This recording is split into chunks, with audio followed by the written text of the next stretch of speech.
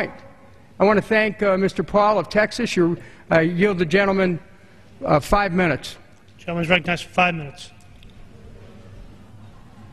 I thank the gentleman for yielding, and I ask unanimous consent to revise and extend my remarks. Without objection. Mr. Speaker, I rise in strong support of this resolution. I thank the gentleman from Ohio for bringing this issue up. It is late. This war started 10 years ago. It's about time we talked about it. It was said earlier on, it is hard to quit a war, and we shouldn't be quitting. But I'll tell you what the real problem is. It's too easy to start a war. It's too easy to get involved, and that is our problem. The founders of this country tried very hard to prevent this kind of a dilemma that we're in now, getting involved in no-win wars and nobody knowing exactly who the enemy is. The war was started and justified by quoting and using the War Powers Resolution written in 1973. That was written after the fiasco of Vietnam to try to prevent the problems of slipping into war. Yet that resolution in itself was unconstitutional because it literally legalized war for 90 days. So it did exactly the opposite. So here we are, the 90-day permission for war at that time now is close to 10 years. I'm afraid that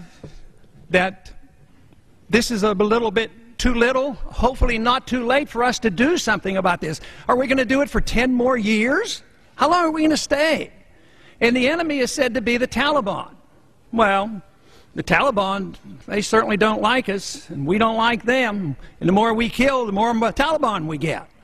But I want to quote the first line of the resolution passed back in 2001. What the purpose of giving the president the power, which was an illegal transfer of power to the president to pursue war at will. It said the authorities to authorize the use of United States Armed Forces against those responsible for the recent attacks launched against the United States. The Taliban didn't launch an attack against the United States. The government of Afghanistan didn't launch it. The best evidence is that of those 20 individuals, 2 of them might have passed through Afghanistan. A lot of the planning was done in Germany and Spain, and the training was done here in the United States. Oh yes, the image is that they all conspired, a small group of people, with bin Laden, they made this decision. Right now, the evidence is not there to prove that, but certainly bin Laden was very sympathetic, loved it, and wanted to take credit for it. And one of the reasons why he wanted to take credit was that he said it would do 3 things for what he wanted. First, it would enhance his recruitment efforts for Al-Qaeda and his attack against Western powers who have become overly involved in control of the Middle East and have had a plan for 20 years to remake the Middle East. He also said that the consequence of 9/11 will be that we will bog the American people down in a no-win war and demoralize the people. And they're working on it. There's still a lot of moral support, but there's a lot of people in this country now. The country is totally bankrupt, and we're spending trillions of dollars on these useless wars. The people will become demoralized because history shows that all empires end because they expand too far and they bankrupt the country, just as the Soviet system came down. And that's what bin Laden was hoping for. He also said that the dollar spent will bankrupt this country. And we are bankrupt, and yet there is no hesitation to quit spending 1 cent overseas.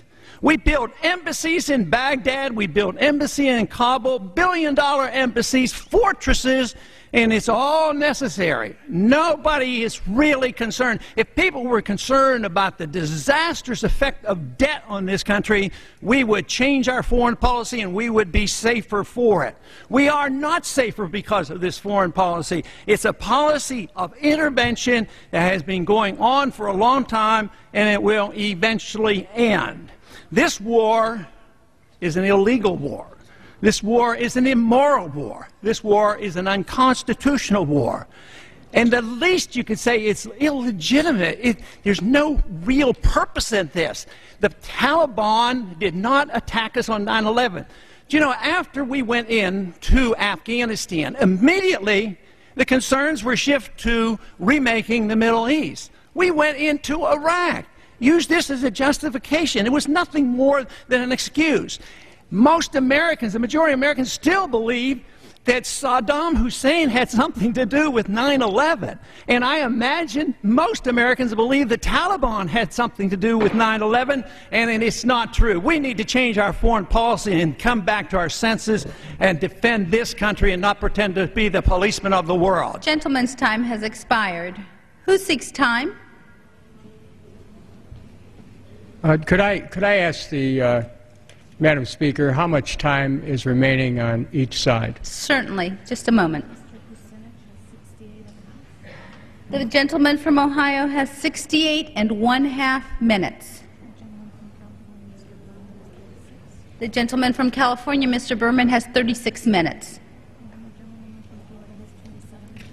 And the gentlewoman from Florida has 27½ minutes.